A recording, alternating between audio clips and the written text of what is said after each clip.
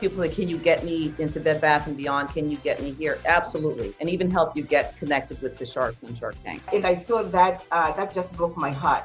That's why when I came here, I just say I have to do something about this. I've literally helped create hundreds of brands. Because we had this unique offering, they saw it as a value to be able to bring to their communities and their attendees. Want to patent your invention? The chance is near.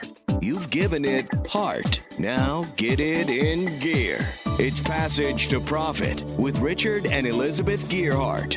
Welcome to Passage to Profit, everybody. I'm Richard Gearhart. And I'm Elizabeth Gearhart. And Passage to Profit is a show all about entrepreneurs, small businesses, and the intellectual property that helps them flourish. And we have Kenya Gibson here, who was the creator of this show, really. It was her brainchild. And she approached us with the idea, and we said, yeah, why not? But that was how long? That was 100 shows ago. Can you believe that? We've been on the air for 100 shows. And so thank you, iHeart and Kenya. I just want to say congratulations to you guys. Having a show, let alone being on the radio, is never an easy thing to do. And the fact that you've been doing this for 100 episodes is a testament to your dedication, to your craft. And we're honored to have you as part of our iHeart family. And thank you for bringing us great content every single week. We appreciate that. And I'll tell you, a lot of the credit goes to Elizabeth and our team. Alicia Morrissey coordinates the shows. She finds the guests. She does all the scheduling. She sets up all of the shows. We couldn't do it without her. And the iHeart team has just been great.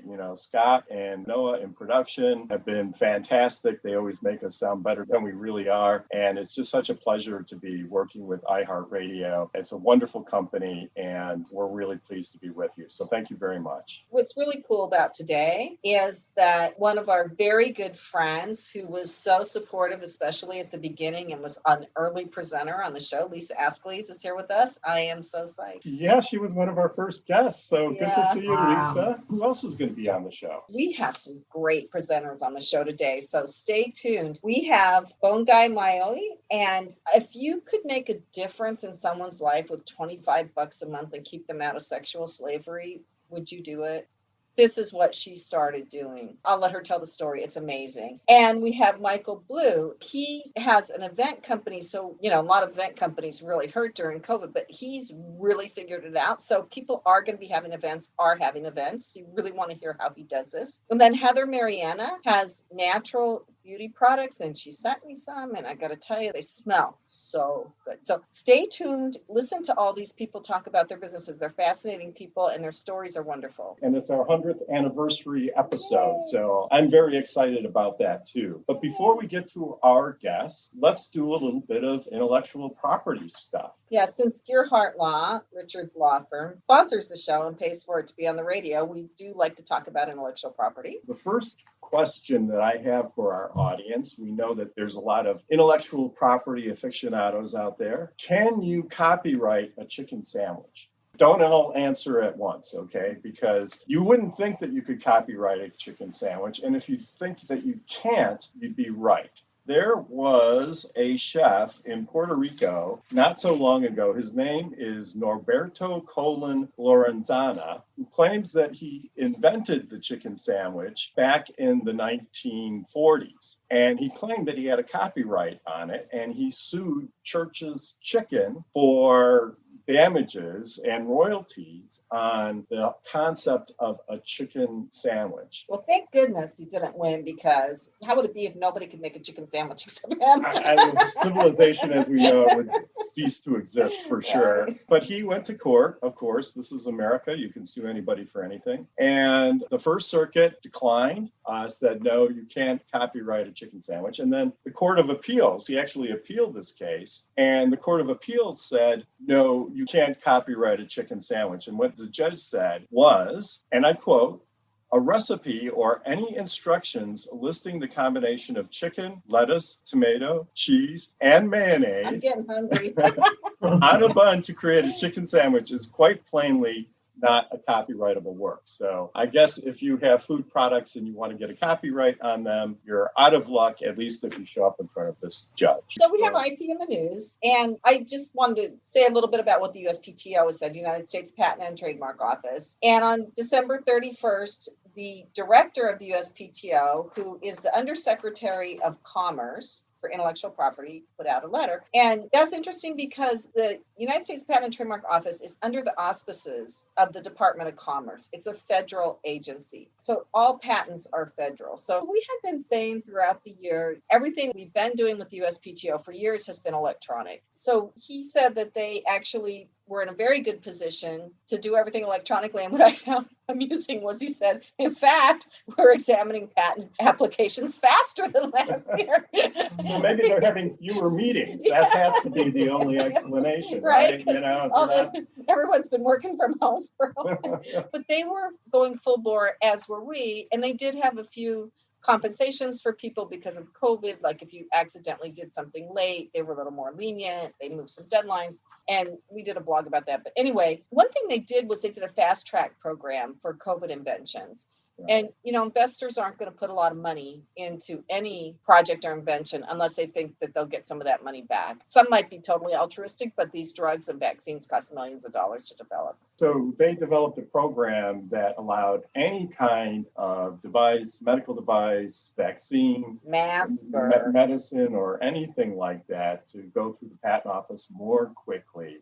And we have had so many COVID inventions presented to us by our clients during this period, people really trying to help manage the crisis and, you know, improving treatments. So the patent office has been very cooperative in getting those kinds of inventions through the patent system very quickly. So normally it would take 3 or 4 years to get a patent granted if you have filed it at the Patent and Trademark Office. Now they're getting decisions out within 8 months or less. So they've really done a great job of stepping up and trying to help move the innovation process forward during this period. So this was from his blog, actually, on the USPTO website, titled A Year to Remember. And he starts it with a quote from Alfred Lloyd Tennyson. And I really hope this quote is true. It says, "Hope smiles from the threshold of the year to come, whispering, it will be happier." Well, we're all hoping for that. That is for sure. I don't know how it could be sadder. So we're taping this the first Wednesday in 2021. Let's hope for a happy year. I think it's going to be better. I'm very optimistic. And joining us this evening is Lisa Ascolese. She's the founder of Inventing A to Z, and has been taking ideas, hers and many others, from concept to fruition over 35 years, and launched dozens of products at QVC, HSN, national retail stores, and more. So she also runs the networking group AOE and has conferences and events throughout the year. So welcome back, Lisa. Happy 2021. Happy 2021. We're actually here. Can you believe it? So what do you expect to happen in 2021? Do you think it'll be easier to get products? Because I know some of the things that I ordered got delayed, came after Christmas, even though I ordered them a month before, and it was because the supply chain was all messed up. Do you think that's going to straighten out? I do. I believe it's going to straighten out. I think there was such a rush on product and a panic with manufacturers that maybe they were not well prepared enough, right? 2021 is going to be a great year. In fact, I have 4 products on the water right now from manufacturing on the water that are coming in on time. So I think that everyone has pivoted. They understand what happened in 2020, and now they're going to realign with what's going to happen in 2021. So I think we're in a really good space for getting products on time, delivered, because they want to get back to business. Manufacturers want to get back to business the right way. You know, when you saw a delay in product, that means they didn't have enough. They had to wait. Nobody wants to wait. Waiting means losing money. Time is money, right? Time is money. So I want to ask you a quick question. So it seems like the outlook for e-commerce, e-tailing, is great. But what about brick and mortar businesses, Bed Bath & Beyond, Target? Do you think there's going to be a drop off in sales in those stores? Is it going to be harder for entrepreneurs to get their product into brick and mortar stores? Well, there obviously is a drop off. I mean, people are not going physically shopping as much as they used to go shopping, but everybody's going online, direct to online. Any product you need, you can find it on Target.com. Anything that they have in their stores, you can find online. I remember when QVC went from 20% online shopping to 60% online shopping. They pivoted very, very quickly earlier. I think they had foresight. They saw exactly what was going to happen. So is there going to be less foot traffic? 100%. But certainly you can still shop online. The places you like to shop, you'll still be able to shop. Somebody was telling me the other day that, Sears made its mark with its catalog business, right? Because they could reach so many people and they had their catalog. And these used to be like 2-3-inch thick catalogs that had all sorts of merchandise in them. And they shut down the catalog business just before the internet business started. Of course, Sears has had a lot of financial trouble. They've been in bankruptcy. But if they had just shifted their catalog business to the online business, they would have been the next Amazon, right? And they just missed that tiny little window. And I just thought that was a really interesting insight. What I'm seeing, I think you're probably seeing this now too, is there are more shipping opportunities for small business owners at reduced cost. There are a few people now that are helping small business owners find reduced shipping costs. Are you seeing that too? I am. In fact, the name escapes me, but there was one brand in particular who came to me yesterday and said, would you like to start shipping through us? Because we are representative of all of the shippers. Bellhop Ship does that. Lee Torres does that. And I just spoke to another person yesterday who is doing the whole shipping cost thing with his clients too. So don't pay full shipping if you're a small business person. Go talk to Lisa. Lisa, what do you advise your clients to do about packaging? I'm so glad you asked this question because one of my clients just asked me how to package. What should they put this particular product in? And you have to think about real estate on a box. And it depends on what the product is. So this particular product belongs in a box because it needs real estate advertisement. Okay. So when you put products in a box, you have 4 sides to talk about what it is. And I said, use every aspect, including the bottom of the package, to showcase what it is. So I am a proponent of putting products in packages that you can explain what the product is without people tearing it apart, looking for those instructions inside. You shouldn't have to fight for that. So I say, put your products in packages that there's lots of size, lots of real estate, as I said, to explain what the product is. I really think that's a good point because I can think of products where I pick it up and it takes me 5 minutes to figure out what it is and what it does. You need to get that message about what it is out there instantly so people don't have to study the box to know what's in it for sure. At least put the name of it and kind of something about what it does on the product itself. So once it's out of the package, people still know what it is. I like instructions on the outside of the box. I mean, not specific instructions, but physical instructions showing how it works, what it does. For example, if it's a tricycle in the box and you want to show an adult tricycle, you want to show an adult for one thing. An adult riding tricycle. How did that come into your brain, Lisa? An adult tricycle. Showing the tires, showing the trails it can ride on, for example. It can ride in snow or it can ride, I don't know why tricycle came to mind, just did. But showing where the terrain it can ride on, showing that it can go over rocks and bumps and whatever. I mean, just showing and illustrating what it actually does, as I said before, and how easy it is to put it together. Just showing all of those elements, because if anything is complicated these days, we're not doing it. If it's difficult, we're not doing it. We want things done very, very quickly. So show the ease of use. So where are these packages being made? I mean, that's kind of a complicated process, right? Because you need to design the package, you need to make sure it fits the product, and then you need to have a sample made and make sure that the sample works right. And then you go to production on these, right? So where do you have that done? In terms of the artwork on packaging, I have that done here. So the artwork is done here. I never get a physical package made here. My manufacturers actually create the package once I provide them with the AI files, the JPEGs, whatever they need in order to develop the package. We don't touch packaging at all. I don't even send samples of packaging. What I do is I make sure I understand, I know the mill, how thick I want it made, give them all of the proper dimensions, the color, and that's the AI file. So you have all of that done. You don't have to touch anything. And that then is sent to the manufacturer to do. I mean, for those who are creating packaging here, of course, I always look at Uline. They're great help. They can always help you put the package together. Vistaprint is wonderful with helping you with your designs. So there's ways to do it, but I don't touch my packaging at all. It all gets done overseas. So you have the packaging and you have the product. Who puts those two together? Do people sit at their kitchen tables with their spouses and do it themselves? Like, what if you sell 1,000 units? Like, how does that get done? I always give my clients an option. Some people want to package themselves. I don't know why, but the manufacturer for me does everything. And I say, if they're going to do it for you, do everything in one place. I started back in the day, my whole family was lined up. We had an assembly line from my kitchen to the living room when I put one of my first products on QVC television, because I had to put the package in a package in a package. I say, if the factory's going to do it, the manufacturer's going to do it, let them do it. And they're always willing to do that. Right. So you don't have to put that much work into it. It's really not necessary. So do you give like a totally finished sample in the package before you give them the go ahead to do the whole thing? I do. That's a must. So that's called a pre-production sample. So I always encourage my clients to do a 50% down or 30% down or less before they put in, obviously they pay for the whole production, because if you pay for the whole production, you can get something back that you really didn't want. And I've had clients do that, and it's a big mistake. Give the manufacturers 30% down, get your pre-production sample, which is finished. Everything is on it, including your barcodes, your graphics, everything is there exactly the way it should be. If one thing is left off, they've got to do it again. You know, where it's made, country of origin, all of those things need to be on the packaging, on your pre-production sample, complete. And insist on seeing that pre-production sample, the working model. And I don't care how many pre-production samples you have to order from that factory. Don't give up. It's the way it is. You're paying for it. You're paying for something that you want done right. So Lisa, we have to wrap up now and go to commercial pretty quick, but where can people find you? Sure, you can go to my website, inventingatoz.com. That's inventingatoz.com.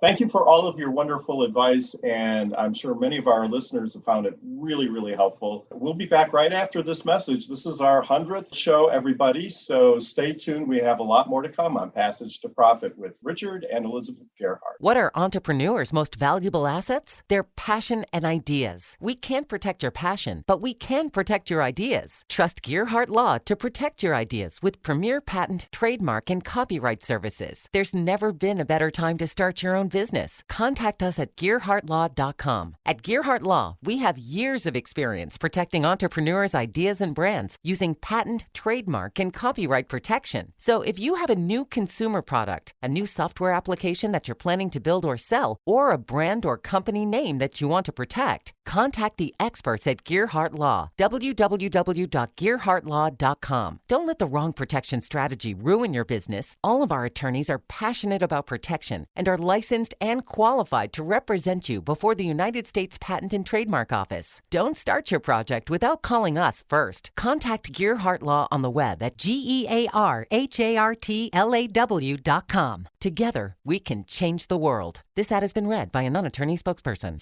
Now back to Passage to Profit. Once again, Richard and Elizabeth Gerhardt. Our 100th show. It's like we made it after all. We made it after all. When we started this, there were so many people that were like, you're insane.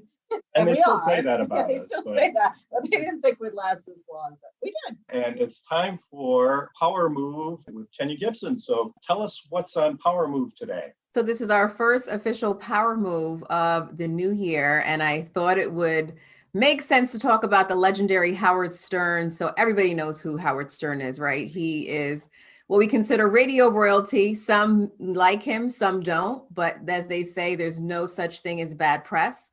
But one of the things that I think that he's been really, really good at, as far as not only being able to stay relevant in this business, like he's been in radio a very long time. And believe it or not, someone told him that he should not do radio when he first got started. They told him he should go be a programming director and never crack a microphone. Yeah, it's a true story. If you ever get to watch his biopic, it's an amazing story of how he was told he would never make it.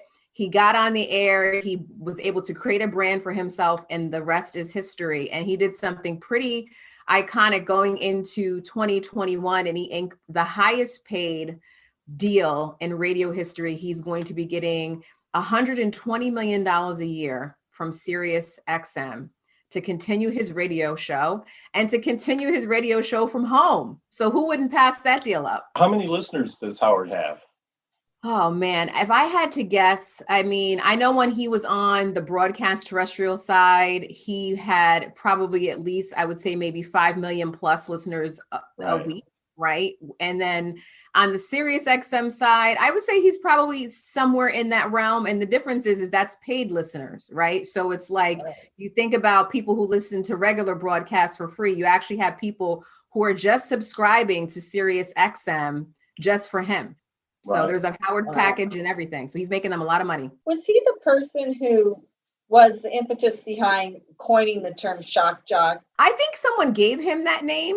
To be honest with you, I'm not sure. He may have. So we have to give him credit, we'll definitely give him credit. But I think someone called him that. And I think he just ran with it. Well, he was It the fits him first one. perfect. He was, from what I Yeah. can remember. Yeah, he was the first one that kind of got on the radio and really took it to a whole nother level and was able to express himself in probably some obnoxious ways at times. But people respect him. They respect his craft. I mean, anybody who can get on the radio and talk for 4 hours a day and keep people entertained And keep without an putting audience, them to sleep absolutely.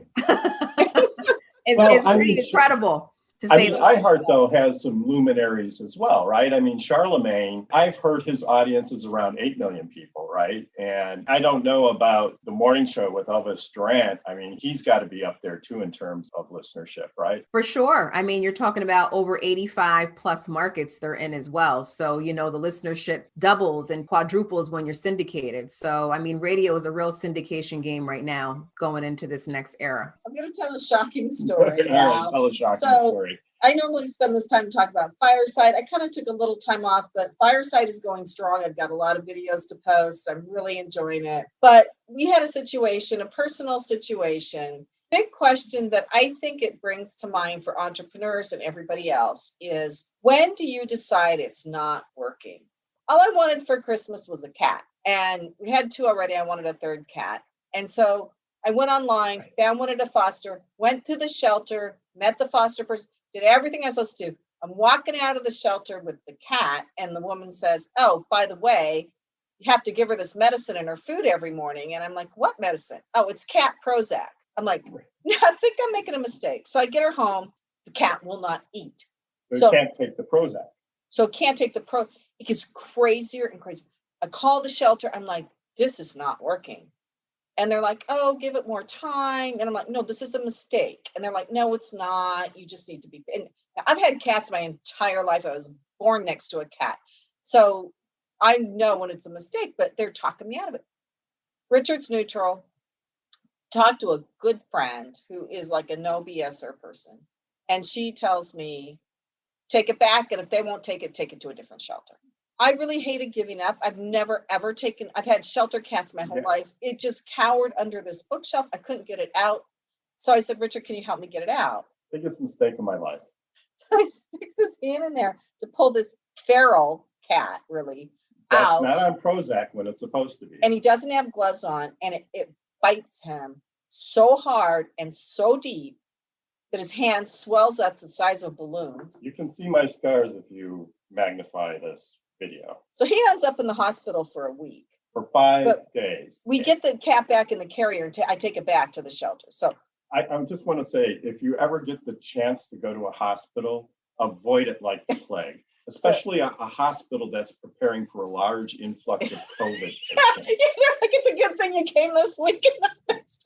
That's what they told me. It said, we're seeing it ramp up. And so I had like, the nurse that comes in and draws blood, they sent somebody in who was very inexperienced. She stabbed me like 6 times and she still couldn't get any blood out of my arm at 4:00 in the morning.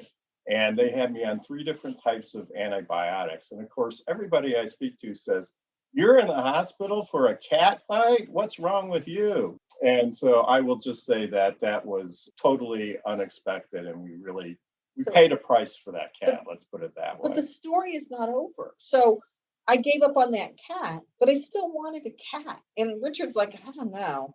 So the day after he comes home from the hospital, I say, "Hey, I got this text from this 2 hands saving 4 paws. And they brought these cats up from Georgia and they're going to have them at this pet store. And she wants me to come and get a cat." And he said, "Okay." Just because one cat is bad doesn't mean that all cats are bad, right? And so I put my Logic hat on and I said, "This is ridiculous. Why should I just wait, And also I wanted to stay married because I realized that this cat was very important to Elizabeth. So we drove an hour and got another cat who is just an absolute joy. So I made the right decision giving up on something that I've never, ever had to give up on before and going in a different direction to a different cat. So I think that's really hard for a lot of us if we have our hearts in something, but we're losing money year after year, and like for 10 years. When do you give it up?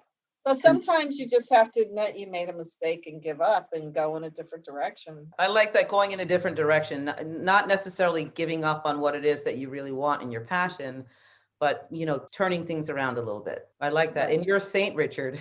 I was going to say you're a brave soul, because it would have took me at least a year to recover from the trauma of the hospital thing alone. So I didn't think the story was going to go that way. I didn't think we were going in that direction with the well, new listen, this is shock radio. This is why we're here. There you go. This is shock radio. I figured the cat was like way cheaper than a diamond necklace. So For Christmas present. With that, we're going to go to break, and then stay tuned. If you missed Lisa's discussion at the beginning about what entrepreneurs are doing in 2021, it'll be on our podcast tomorrow. If you want to see a picture of the fabulous new cat that we did get, go to our social media, Passage to Profit Show. You are listening to Richard and Elizabeth Gearhart with our special guest, Lisa Ascolese, on WOR 710, the voice of New York. There's never been a better time to start your own business. The opportunities are infinite and only limited by your imagination and enthusiasm. At Gearhart Law, we believe the most successful companies all have one thing in common. They start with a solid foundation first. Gearhart Law has years of experience protecting entrepreneurs' ideas and brands using patent, trademark, and copyright protection. So if you have a new consumer product, a new software application that you're planning to build or sell, or a brand or company name that you want to protect, contact the experts at www.gearhartlaw.com. Our professionals will create a custom strategy designed to fit your needs and your budget. All of our attorneys are passionate about protection, licensed and qualified to represent you before the United States Patent and Trademark Office. Don't start your project without calling us first. Visit gearhartlaw.com. Together, we can change the world. Visit GEARHARTLAW.com. This ad has been read by a non-attorney spokesperson. Passage to Profit continues with Richard and Elizabeth Gearhart. our 100th episode. How exciting is that? We're still here to tell the tales. What's coming up next is extremely moving. If you've ever wanted to be able to help pretty much save a life or change a life with just a little bit of money, Mongai has figured out a way to help you do it. She started a nonprofit. So I'm not going to say anything more about it. I'm going to let her explain. So without further ado, Bongai Moy. Thank you, Elizabeth and Richard, for having us here today, and I'm honored to be here. Yes, so my name is Bongai Moloi. I am the CEO and the founder of a nonprofit organization. The name of it is called American and African Youth Leadership Foundation. So the name comes because I was born and raised in Zimbabwe, and I moved to the United States in 1985 with my husband. I grew up in Zimbabwe, and I started my nonprofit in 2010. I will go into detail further as I go on telling my story.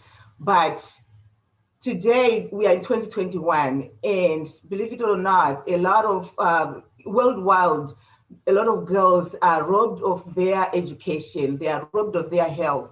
They are robbed of their aspirations because they are getting married off to much older guys due to poverty, due to all kinds of situations in their homes. Even here in the United States, we still have child marriages. So I knew way back when I was still little that I wanted to do something and help girls that are vulnerable, that are at a disadvantage. That's why I chose to go into this field that I'm in. So that's why I started my nonprofit organization. And as I was growing up in Zimbabwe, I witnessed child marriages in my own family. My grandfather, he was 75 at the time, and he married a young girl. She was about 12 years old at the time. I know that because we were about the same age. And we were wondering, why is she doing, at my grandfather's house? And my mother told us that she was married off by her father due to poverty. So I saw this girl, she was so miserable. She was crying every day. We were going to school, my sisters and I, but this young girl, she was not allowed to go to school. She was not allowed to play outside just like little girls do, because now she had to take herself as a wife, as she had to prepare to be a mother. So she didn't want that. And I saw that, and that just broke my heart. That's why when I came here, I just say I have to do something about this.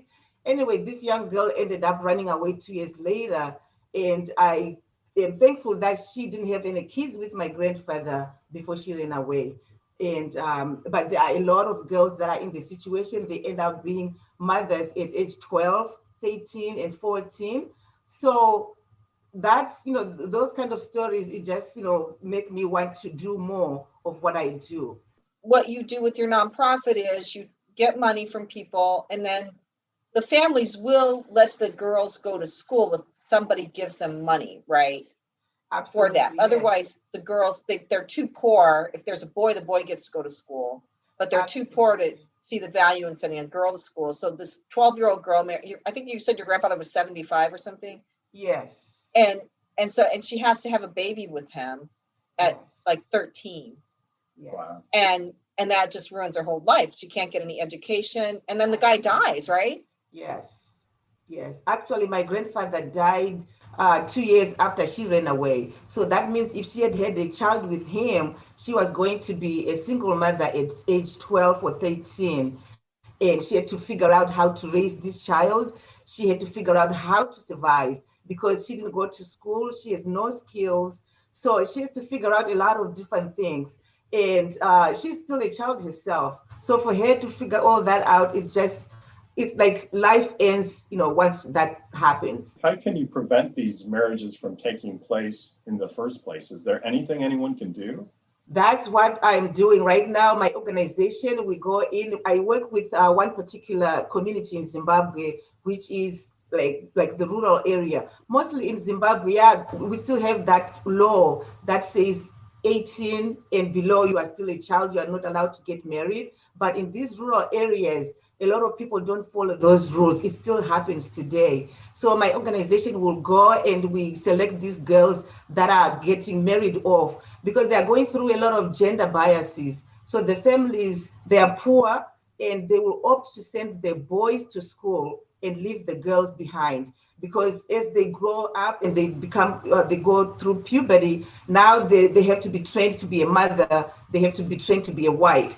So the girls are always, behind. So we go in as an organization, we provide scholarships to these girls and we keep them in school. The good thing about it is that the families, they won't object to having an organization or anybody who is willing to pay for their school fees, send them to school. That's the good part. Otherwise, it will be a non-starter. But the good thing is the families will be like, okay, if you can pay for my daughter to go to school, that's okay. The only reason they are doing this is because they cannot afford to sometimes to get food, on its own. So to send a girl to school. So the reason they are marrying them off is that the girl will go off to whoever is marrying them. So now it's no longer his responsibility, it's the husband's responsibility now to feed the girl and the child. How much money do they receive to allow their girl to go to school? The parents don't receive any money for the girl to go to school. So what my organization does is that we provide scholarships and I deal with the school. So we just register the girl into the school. She gets accepted in the school. We pay school fees. Now she can go to school. Some of the girls, we even keep them at the school so that they can stay there because some of them have to walk like 5 miles to go to school. So we have a place that we can keep them in. But the parents, they don't receive anything. They just let us come in and we send the girls to school. And what is the cost of a scholarship? Okay, so for one girl to stay in school for the whole entire year, it costs $300. So in Zimbabwe, we have 3 semesters, school semesters per year. So one semester is $100 school fees. So for the 3 semesters is a total of $300. And that will cover everything that she needs for her to stay in school and change her life forever. Wow. And you get that money from donors, from people who want to give to your nonprofit, people like us, people like our listeners, and you'll take $25 a month, right?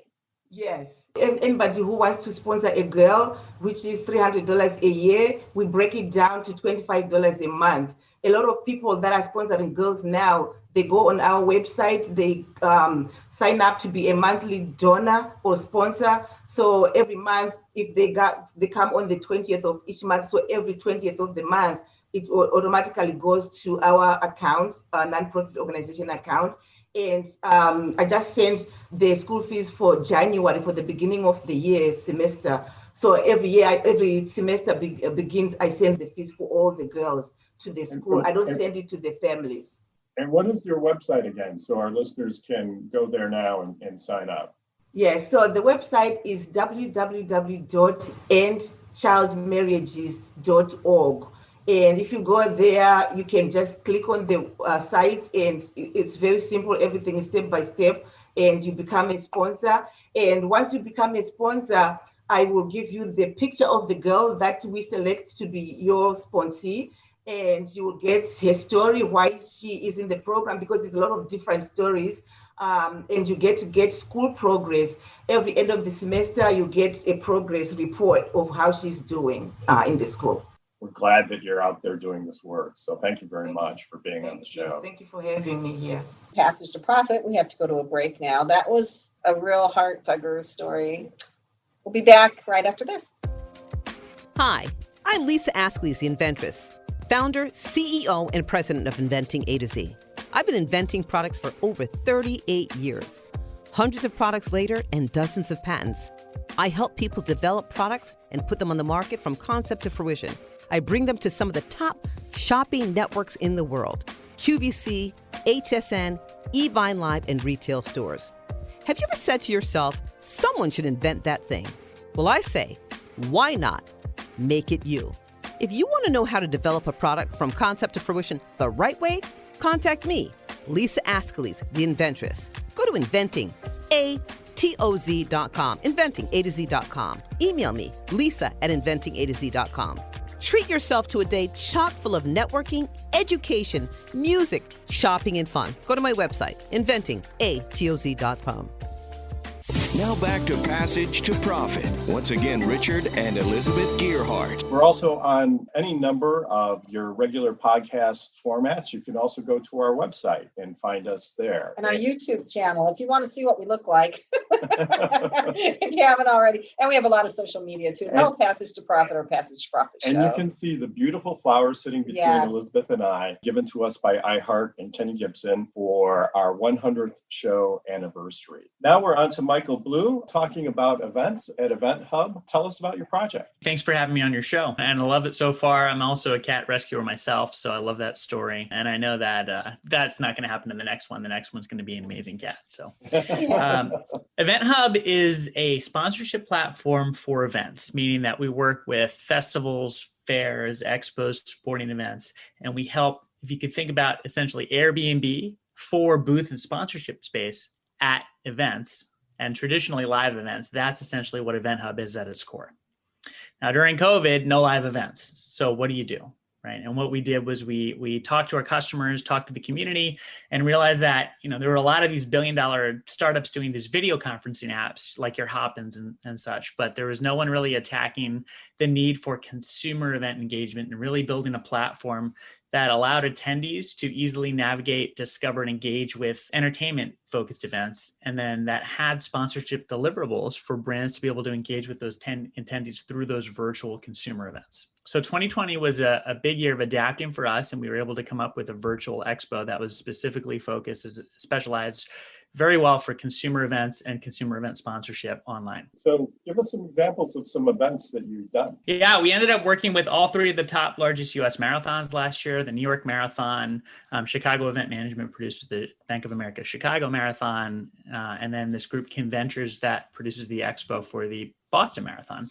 So we had a really great response from the community in terms of people that we never even, we hadn't been on the radar for before, but because we had this unique offering, they saw it as a value to be able to bring to their communities and their attendees.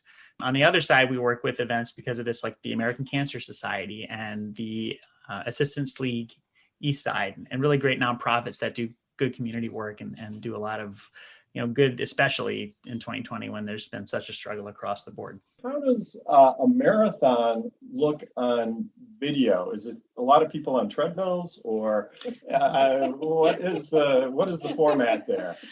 There's been some really great runner apps that have spun up, and essentially it's like a Facebook on steroids for runners. Well, steroids is a bad word in the racing industry, so we won't say that. But it's essentially really a souped up community app that's very focused on peer motivation. And it's runners, they're running outside, but they're running in groups of 4 or less, or they're running individually on these courses.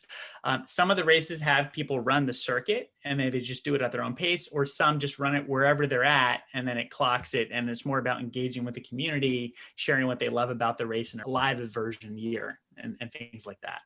Our specialization is actually focused around the expo. So when you think about a big race, a couple of days typically before the race, there's a massive expo. It's like a health and wellness type of event. You can go and find aspects of nutrition, training, products and services, all the things that would help you gear up and become a better runner. You can think about parallels with that across other types of events as well. If it's a fair, it's going to be maybe you need your windows, or maybe you need to get some fair food virtually delivered to you or something like that. So there's a lot of really cool things you can do to interact with the vendors and the sponsors at these events virtually. And that's the part that we come in and help bring to the table. So it's definitely less cost, but it takes careful thought and planning and production. It's definitely not something you want to just slap together in a couple seconds. One thing I wanted to mention, since your colleague mentioned it was hard to grasp the concept, is that we are going to be partnering with a charity org called Random Acts. And we're going to be producing a virtual pet expo. It's going to be in February. So stay tuned to eventhub.net. We'll be posting a lot of info about that. But we're really excited. We had a customer that was a virtual nonprofit pet adoption, and they had over 300 animals adopted. And we're going to be doing something like that focused on the Los Angeles area. So if you're a shelter or a rescue that happen to be listening to this, reach out to us. We'd love to have you on board. And it's totally 100% free for all the rescues and shelters. We're just donating our time as a staff to produce it as well. We look forward to bringing that to the community.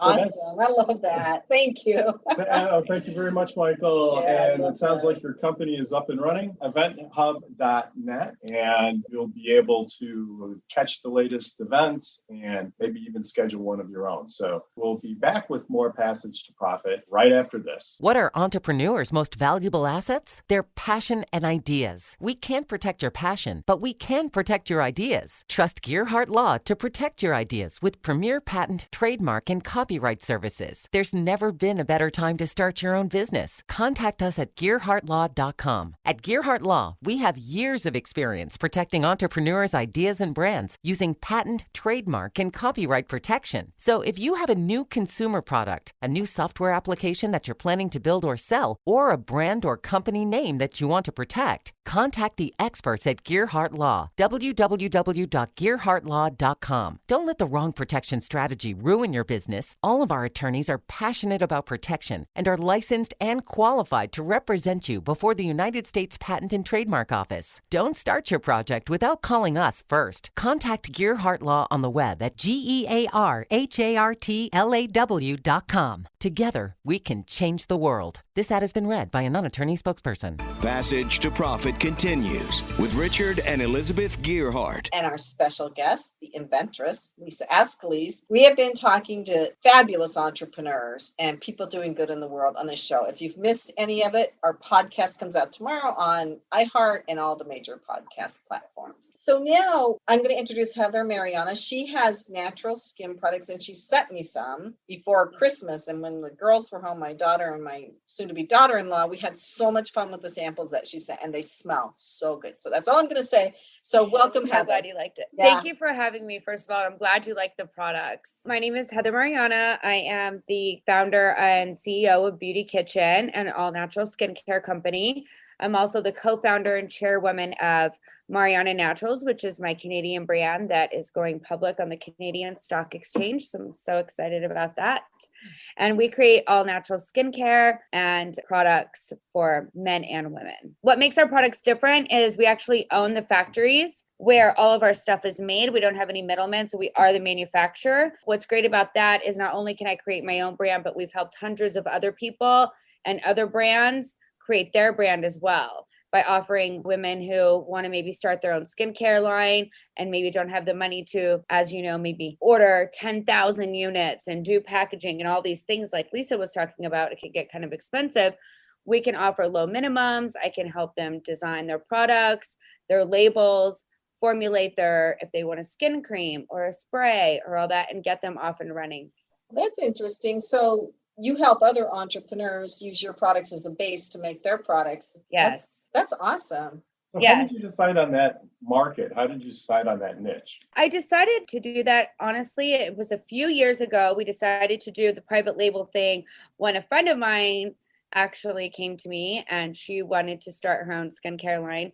And I thought, well, why don't I just help you? And now I've literally helped create hundreds of brands, which I think is amazing because we can all kind of spread the love and all help each other. I mean, that's what it's all about, especially now in 2021 after the 2020 we had with COVID. We had to deal with a lot of different things. As a business owner, I had to take my stores from being open one day to strictly curbside.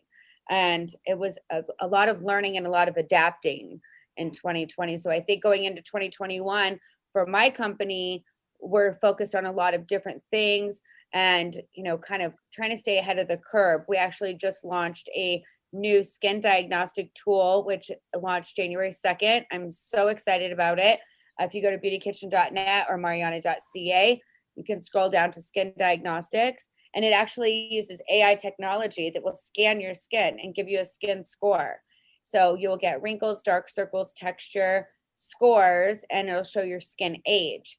And with that, you hit show recommendations, and then there you go. It tells you the products that you should use from our brand according to your scores. Now, since we know with COVID, usually you can walk into a Sephora, you can walk into a Macy's or wherever, and you get all these skincare samples, right?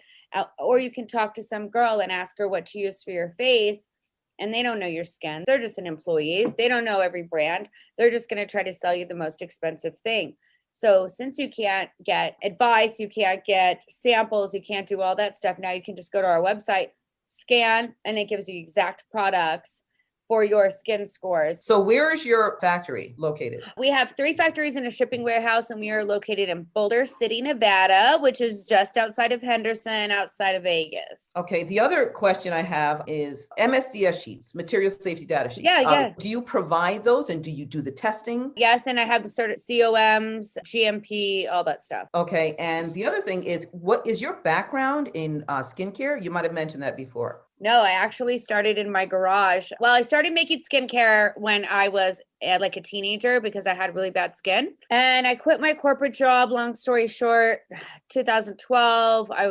Didn't really work. Was like, what do I want to do? All my friends were like, you need to go on YouTube and show people how to make this stuff because you've cleared my face up. I mean, we would be in the middle of wherever on vacation and I would clear my friend's face up with stuff that I would take from the hotel's kitchen, you know? And so I started doing that. Then I became an herbalist and I just started formulating more stuff. And the rest is history. I started on YouTube and I was working out of my garage. Now I've got 3 stores, 3 factories, a lot of bills, a lot of employees. Self-taught, but it sounds like you know all the regulations and oh, laws and absolutely, everything. yeah, absolutely. So I will say I've been using the rose water. It's great for your hands. Like I wash my hands probably 5,000 times a day. Well, it's a little bit of an exaggeration, but you know what I mean. And this time when everybody's washing their hands all the time, I put it on my hands and it really makes a difference. Your website is beautykitchen.net. Yes. And we can find you on social media, Heather Mariana, right? Yep. Or Beauty Kitchen Junkie, Mariana Naturals. I'm pretty easy to find. Passage to Profit, the Inventor Show on WOR 710, the voice of New York. Richard and Elizabeth Gearhart, our special guest today, Lisa Ascolese. We will be right back. There's never been a better time to start your own business. The opportunities are infinite and only limited by your imagination and enthusiasm. At Gearhart Law, we believe the most successful companies all have one thing in common. They start with a solid foundation first. Gearhart Law has years of experience protecting entrepreneurs' ideas and brands using patent, trademark, and copyright protection. So if you have a new consumer product, a new software application that you're planning to build or sell, or a brand or company name that you want to protect, contact the experts at www.gearhartlaw.com. Our professionals will create a custom strategy designed to fit your needs and your budget. All of our attorneys are passionate about protection, licensed and qualified to represent you before the United States Patent and Trademark Office. Don't start your project without calling us first. Visit GearhartLaw.com. Together, we can change the world. Visit GearhartLaw.com. This ad has been read by a non-attorney attorney spokesperson. Now more with Richard and Elizabeth. Passage to Profit. I wish we had another couple hours. I wish we did. Now, Really? if we were paid $120 million like Howard Stern, I'm sure we could work in a few more minutes, but unfortunately, we're not there yet. So. iHeart loves us, but not that much. But They not gave us that these much. flowers for our episode. So along that vein, from iHeart, Kenya Gibson with the P at iHeartMedia.com for all of your radio needs and digital marketing needs. And Your Heart Law does a lot of work with iHeart, and we've been very pleased. Talk to Kenya, or if you want to be on the radio anywhere in the country. So we're on in New York, but they go nationwide. Actually worldwide with their app. So talk to Kenya. Our guest speaker was Lisa Ascolese, and her website is inventing inventingatoz.com. So she helps inventors soup to nuts, from conception to QVC. So if you have any needs, we highly recommend that people work with professionals on their projects, because there are so many ripoff artists out there, and she'll protect you. Then we had Bongai Malloy, endchildmarriages.org, saving young girls from a lifetime of misery, one child at a time. For $300, you can go to the website and you can save one of these precious children. So then if you think that nobody's having events or it just can't be done, you're wrong, because Michael Blue has eventhub.net and way out of the box solutions for expos and all sorts of things these days. In fact, he's doing a pet adoption expo on February 20th in the Los Angeles region, asking for shelters to sign up. And our final presenter was Heather Mariana, beautykitchen.net. And what's so interesting, I love her product. She sent me some. She has her own factories in the US. She uses natural products, but she also helps other entrepreneurs by giving them the base ingredients so that they can formulate their own formulations on a very small scale to see if they work or not. Thank you all for coming, and it was a fabulous show. Lisa, do you have any final words of wisdom for our audience before we sign off? I do. I want to thank you, Richard and Elizabeth, and of course, Kenya, for this platform. It's amazing. And congratulations on your 100th radio show. I'm in awe that we're here. I'm in shock. And for having me here to experience these amazing entrepreneurs. Thank you for doing what you're doing. I'm so inspired by all of you today. Really am. You can email me also, info@inventingatoz.com. Give me a call, 732-647-5433. And just continue to do what you're doing, marketing and branding, because, I mean, this was wonderful. I never would have known anything about any of you, and love to be able to bring you to QVC possibly. Heather, I don't know where you are. Certainly, Bongai, love to support your organization. And Michael, without a doubt, I'll be connecting with you. By the way, you look like Ryan Seacrest from here. Thanks very much. So now you got to go to our YouTube channel and see this. Yeah. You got to see this. Well, our pleasure to have you. Lisa, Kenya, before we leave, do you have any final thoughts? I wanted to say thank you to everybody who came to speak today. I learned a lot. It was great information. You're doing wonderful things. And I wanted to just say congratulations to you both again on your 100th episode. I mean, we have conversations about this show internally, and word on the street is you are the most well-oiled machines in the business. So you should be very proud of yourselves, and you do a great job. So thank you. Well, thank you very much. We're having the time of our lives here. We also want to thank the whole IR team. Noah Fleischman, our producer, who takes all of this and makes sense out of it. Thank you, Noah. Don't forget to like us on Facebook, Instagram, Twitter, and sign up to our YouTube channel. This is Richard and Elizabeth Gerhardt on our 100th episode. You're listening to WOR 710, the voice of New York.